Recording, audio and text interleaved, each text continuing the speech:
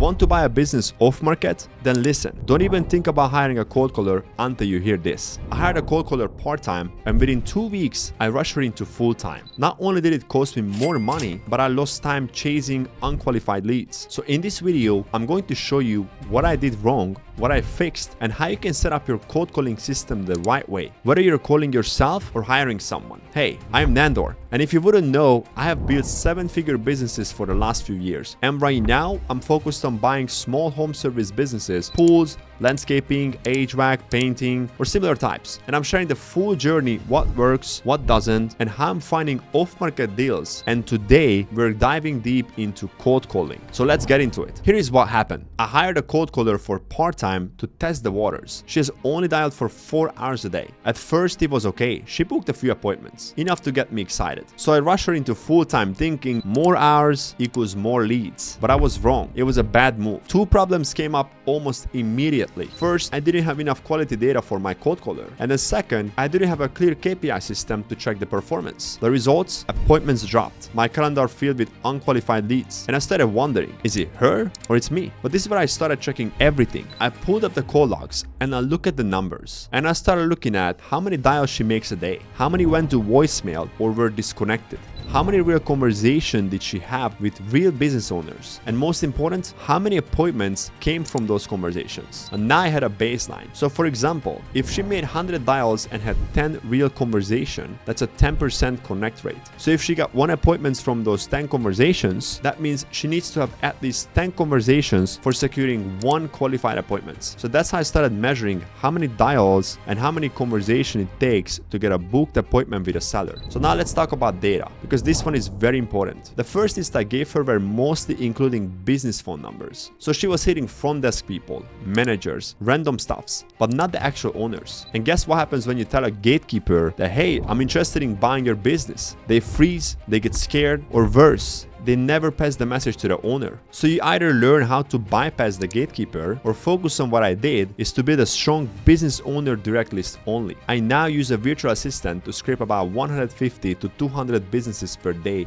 manually and pull direct contact info for the owner, which is we look for the cell phone, personal email, or LinkedIn if needed. Once we did that, we had a huge difference in results. Now that the data was dialed in, I focused on cold caller performance. Here is what I expect now from a part-time caller.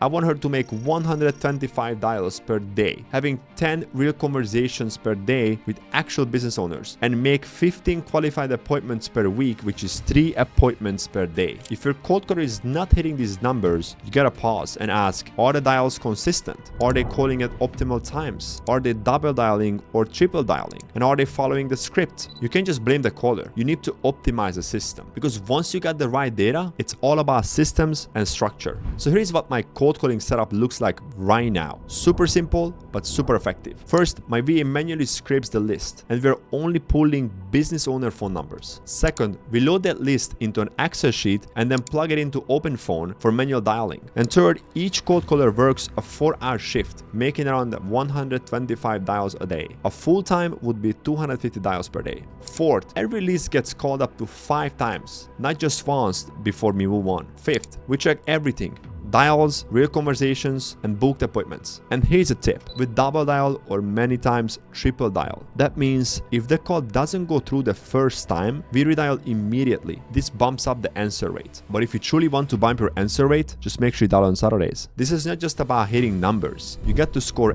every lead. Some of the appointments we booked were complete time wasters. So now we qualify every conversation using a simple scoring system. We start with, are you speaking with the actual owner? Are they open to selling? Do they fit your buy box? Revenue, location, industry, and how soon are they looking to sell? So if they hit the first 3 out of these 4, it's a qualified appointment. If not, we move on, because no need to get emotionally attached to leads that are not serious. Cold calling works, but only when you treat it like a machine. Tweak the inputs, measure the outputs, and don't use a list that's not producing. So who is this for? If you're just starting out and you don't have money for a cold caller, no problem, because you can just do this yourself. Use a dialer, call 100 people a day, and track your conversations just like I did. But if you do hire someone, make sure you give them a good script, you train them weekly, you check their numbers daily, and most importantly, get a real direct owner data. Otherwise, you're wasting time and money. Cold calling is very powerful, but only if it's done right.